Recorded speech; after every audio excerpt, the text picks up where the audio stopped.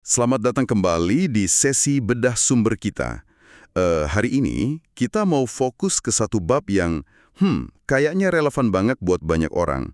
Ini dari bab 26 buku The Happiness Files, karya Arthur C. Brooks. Judulnya, Apa yang harus dilakukan jika perjalanan cinta sejati tidak berjalan mulus? Kita bakal kupas soal patah hati, gagalnya hubungan, dan gimana cara menghadapinya. Iya, topik yang sering kali sakit ya, tapi sebetulnya punya potensi besar buat kita tumbuh kalau kita tahu cara ngadepinnya. Dan sumber ini, ngasih sudut pandang yang menarik banget. Betul. Sudut pandangnya itu ya sebuah analogi yang agak bikin kabit mungkin ya. Melihat pencarian cinta romantis itu kayak usaha kewirausahaan terbesar dalam hidup kita. Kedengarannya agak gimana gitu ya. Tapi coba deh pikirin, risikonya tinggi, potensi hasilnya bisa mengubah hidup dan ya kemungkinan besar ada kegagalan di tengah jalan. Tujuannya bukan bikin takut sih, tapi justru ngasih kekuatan. Persis, analogi itu bantu kita ngelihat ulang pengalaman sulit. Kayak pengusaha gitu kan, kalau bisnisnya gagal, nggak langsung lihat itu akhir dunia. Malah jadi data penting buat usaha berikutnya. Nah, kita juga bisa lihat patah hati kayak gitu. Semacam laboratorium pribadi buat hubungan yang lebih baik nanti. Itu misi kita hari ini. Bedah cara mengubah kerikil tajam itu jadi batu loncatan. Oke, mari kita mulai dengan menerima kenyataan pahitnya dulu ya. Kegagalan atau paling nggak ya kemunduran lah, itu bagian yang nggak bisa dipisahkan dari pencapaian besar. Ini bukan cuma slogan motivasi bisnis aja ternyata. Bener banget. Di dunia hati juga gitu. Ada analogi yang sering dipakai dan cocok nih Babe. Ruth tahu kan legenda baseball itu? Raja home run, Oh iya. pemukul legendaris. Nah dia itu raja home run. Tapi jangan lupa, dia juga megang rekor strikeout di masanya. Sering banget gagal mukul. Artinya apa? Buat bisa mukul bola sejauh itu, dia harus ngayung sekuat tenaga. Konsekuensinya, ya banyak juga ayunan yang kosong, gagal total. Ayunan besar, risiko gagalnya juga besar. Sama kayak cinta. Wah, masuk akal. Jadi, kalau kita bedah lagi nih, analogi cinta sebagai kewirausahaan. Kalau di bisnis kan kita modalin uang, waktu, energi, reputasi. Kalau cinta, modalnya jauh lebih personal ya.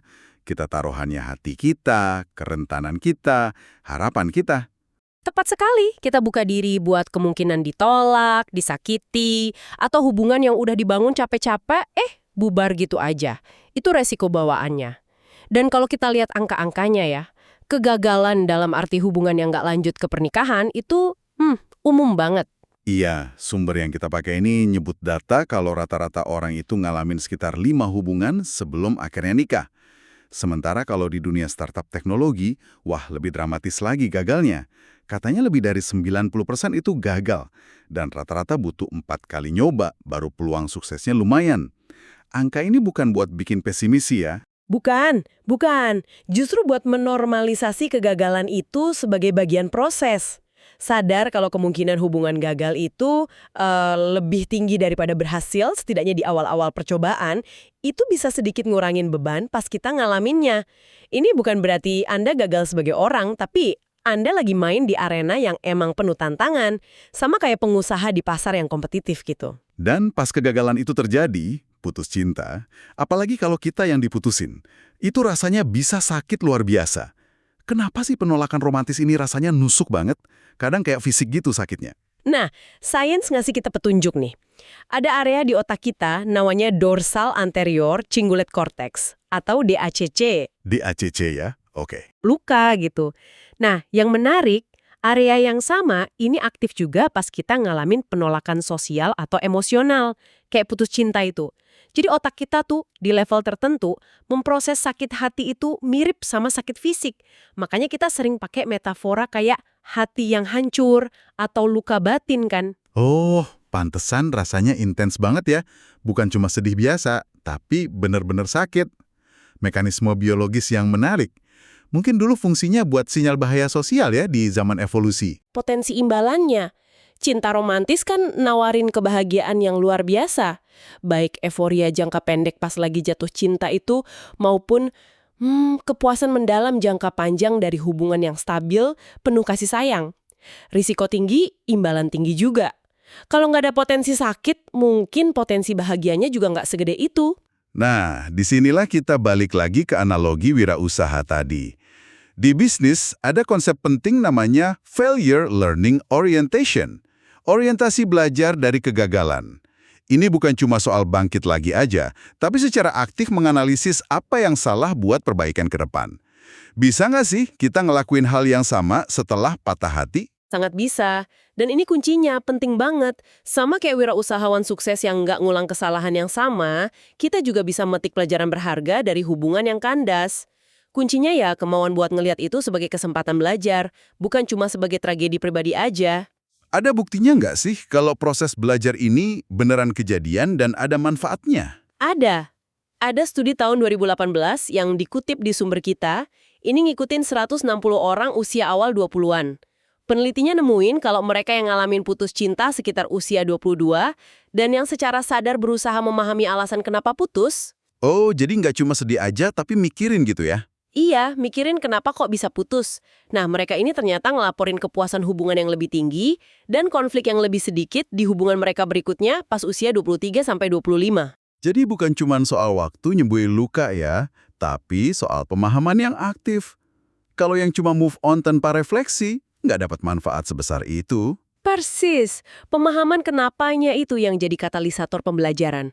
Tanpa refleksi dan pemahaman, pengalaman putus cinta ya cuma jadi luka aja, bukan pelajaran. Malah bisa jadi ngulang pola yang sama lagi nanti. Oke. Terus, pelajaran spesifik apa aja nih yang bisa dipetik dari hubungan gagal? Sumber ini nyebut 3 area pembelajaran utama. Bisa dijelasin nggak? Tentu, jadi para peneliti ini nemuin ada 3 pilar kematangan relasional yang bisa tumbuh dari pengalaman putus cinta. Pertama, kematangan kognitif sosial.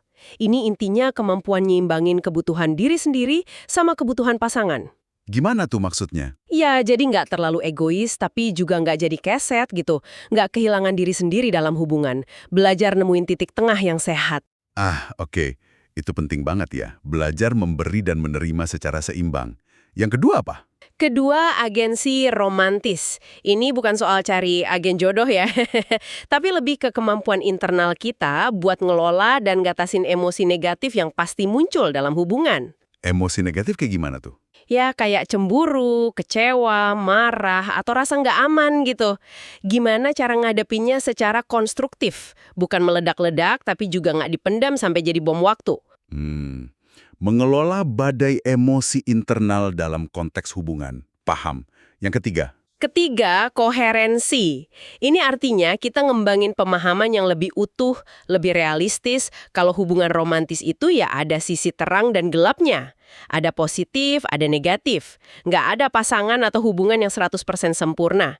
Belajar menerima kompleksitas ini bantu kita punya ekspektasi yang lebih sehat.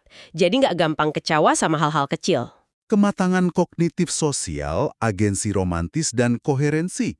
3 pilar penting. Nah, dari sini, keterampilan nyata apa yang bisa dipelajari? Contoh konkretnya gitu ada.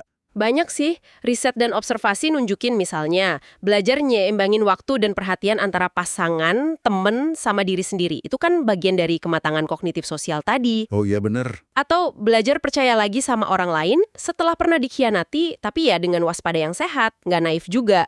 Ini nyangkut ke agensi romantis. Terus, nyadarin kalau pasangan ideal itu seringkali ya sahabat terbaik sekaligus kekasih. Ngelihat hubungan dari banyak sisi gitu. Ini cerminan koherensi. Jadi mungkin banget ya buat tumbuh jadi pribadi dan pasangan yang lebih baik setelah patah hati. Asal kita mau ngerjain PR-nya, yaitu refleksi. Nah, buku ini terus ngasih 3 aturan praktis buat memaksimalkan pembelajaran ini. Aturan pertama, jangan terjebak dalam lingkaran setan kegagalan. Kenapa ini penting? Bukannya semua orang otomatis belajar dari pengalaman ya? Nah, ternyata nggak gitu. Sumber kita ngutip penelitian S. Grace Winkler dan Fishback yang nunjukin kalau manusia itu cenderung ngelindungin egonya.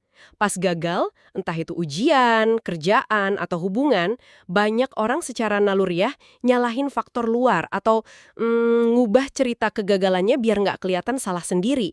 Lebih gampang nyalin mantan atau nasib sial kan, daripada introspeksi kan? Akibatnya mereka nggak benar-benar belajar dan malah terus ngulangin pola yang rusak itu lagi. Kayak orang yang selalu milih pasangan yang nggak bisa diandalin secara emosi atau selalu nyebutase hubungan pas mulai deket. Itu maksudnya lingkaran setan atau doom loop ya. Tepat, itu tanda nyata kalau pembelajaran nggak terjadi. Mereka kejebak, ngulang kesalahan yang sama terus, karena menolak melihat peran mereka sendiri dalam kegagalan itu. Aturan pertama ini ngingetin kita buat keluar dari mekanisme pertahanan diri itu dan berani lihat ke dalam diri. Oke. Setelah kita berani ngakuin kemungkinan peran kita, aturan kedua nyaranin pendekatan yang menarik nih. Pelajari putus cinta terakhir seperti ilmuwan. Maksudnya gimana nih? Apa kita harus pakai just lab gitu pas ingat mantan? Ya nggak gitu juga, maksudnya coba analisis hubungan yang gagal itu pakai pendekatan yang lebih objektif, lebih analitis. Kayak ilmuwan forensik periksa bukti atau dokter diagnosis penyakit gitu. Pisahin dulu sementara emosi yang lagi meluap-luap marah, sedih, kecewa, terus coba lihat polanya secara rasional. Gimana cara praktisnya ya? Kayaknya susah banget misahin emosi dari kenangan patah hati. Salah satu teknik yang disaranin itu nulis. Coba tulis jujur, apa aja yang mungkin jadi kontribusi kamu kenapa hubungan itu berakhir. Dilihat dari 3 area tadi, kematangan kognitif sosial, agensi romantis, koherensi. Tanya diri sendiri pertanyaan spesifik. Apa saya terlalu nuntut ya? Apa saya susah ngomongin kebutuhan saya? Apa saya ngabaikan tanda-tanda nggak cocok yang udah jelas dari awal? Apa saya gampang cemburu atau curiga? Si hubungannya, tapi fokusnya ke peran diri sendiri buat perbaikan nanti. Kedengerannya emang nahan emosi sih, tapi potensial banget buat belajar mendalam. Betul. Dan ada bonusnya loh. Proses introspeksi dan kemauan buat memahami dinamika emosi ini menurut penelitian lain dari Anders dan rekan-rekannya ternyata bisa bikin Anda kelihatan jadi pribadi yang lebih mudah dipahami secara emosional. Dan kualitas ini, keterbukaan dan kesadaran emosional, itu seringkali dianggap menarik sama calon pasangan potensial. Jadi belajar dari masa lamu secara harfiah bisa ningkatin daya tarik Anda di masa depan. Wah, itu insentif yang menarik banget. Oke, aturan ketiga, ini kayaknya dorongan semangat nih. Jangan menyerah pada cinta. Ini penting banget, soalnya setelah 1, 2, atau beberapa kali patah hati yang sakitnya minta ampun, wajar banget kan kalau muncul rasa capek, sinis, atau malah putus asa. Mungkin kepikiran, cinta sejati itu cuma dongeng, atau emang gue nggak ditakdirin bahagia dalam hubungan kali ya? Manusiawi banget ngerasa gitu. Tapi ingat lagi analogi startup tadi. Rata-rata butuh 4 kali percobaan gagal sebelum peluang suksesnya naik signifikan. Gagal berkali-kali itu bukan bukti Anda nggak mampu. Tapi seringkali ya bagian yang nggak bisa dihindari dari proses ngumpulin data, pengalaman, dan kematangan. Sumber ini malah nyajin semacam pepatah masuk akal yang mungkin agak pahit tapi jujur ya. Mungkin kita emang perlu ngalamin patah hati paling nggak sekali. Mungkin kita juga perlu pernah nggak sengaja matain hati orang lain. Dan mungkin kita perlu ngelewatin beberapa hubungan yang biasa aja atau berakhir tanpa drama buat benar-benar dapatin pengalaman dan kebijaksanaan yang cukup buat ngebangun hubungan impian yang langgeng. Pesannya jelas, jangan biarin beberapa kali strike out bikin Anda berhenti ngayunin pemukul. Kegagalan itu data. Tiap hubungan yang berakhir ngasih Anda info baru soal diri Anda, soal apa yang Anda butuhin, apa yang bisa Anda tolerir, tipe pasangan kayak gimana yang benar-benar cocok. Jadi, ya bangkit, bersihin diri dari sisa-sisa kecewa, dan beraniin diri buat nyoba lagi pas sudah siap. Terus kumpulin data Anda. Ada satu lagi nih poin penting yang nyambung sama pola pikir belajar dari kegagalan ini. Yaitu manfaat sampingan berupa kemampuan buat menghindari bertahan terlalu lama dalam hubungan yang udah jelas nggak sehat atau nggak bikin bahagia. Nah, ini nyambung banget sama prinsip fail fast atau gagal cepat di dunia teknologi. Kalau satu usaha atau produk udah jelas nggak berhasil, ya mending cepet dihentikan, pelajari salahnya, terus alihin sumber daya ke arah lain. Dalam konteks hubungan, ini artinya berani ngakuin pas sebuah hubungan udah nggak bisa diperbaiki atau emang nggak cocok, terus ya udah dilepasin aja daripada terus bertahan dalam ketidakbahagiaan. Tapi kan banyak orang yang bertahan ya. Alasannya apa biasanya? Salah satu pendorong utamanya, ini menurut studi Spillman dan Cantarella yang dikutip, itu ketakutan jadi lajang. Rasa takut sendirian atau takut sama omongan orang bisa bikin seseorang rela nerima hubungan yang kualitasnya di bawah standar atau bahkan nyakitin, cuma demi status punya pasangan. Ini tuh jebakan ketidakbahagiaan yang dibikin sama rasa takut itu sendiri. Jadi, bertahan dalam hubungan yang buruk itu nggak cuma bikin nggak bahagia sekarang, tapi juga nyuri kesempatan kita buat belajar dan nemuin hubungan yang lebih baik di masa depan ya. Soalnya kita nggak pernah bener-bener putus buat bisa nerapin pelajarannya. Persis, Anda nggak bisa metik pelajaran dari putus cinta kalau Anda nggak pernah berani ngambil langkah buat putus pas emang diperlukan. Ngelepasin hubungan yang udah gagal itu ngasih Anda ruang buat napas, refleksi, belajar, dan akhirnya nerapin pengetahuan baru itu pas nyari hubungan berikutnya, yang mana punya peluang lebih besar buat berhasil dan bikin bahagia. Oke, wah ini dalam banget pembahasannya. Mari kita coba tarik benang merahnya ya. Jadi, pesan utama dari bab 26, The Happiness Files ini sebenarnya soal pergeseran cara pandang. Daripada ngelihat patah hati dan gagalnya hubungan cuma sebagai sumber derita dan bukti sial aja, kita diajak buat ngelihatnya sebagai data berharga, sebagai laboratorium pribadi buat kita tumbuh. Ambil risiko emosional yang besar. Perlu rendah hati buat ngakuin pas strategi kita nggak berhasil dan belajar dari situ. Dan perlu tahan banting buat nggak nyerah setelah beberapa kali bangkrut hubungan, tapi terus perbaiki diri dan nyoba lagi menuju sukses.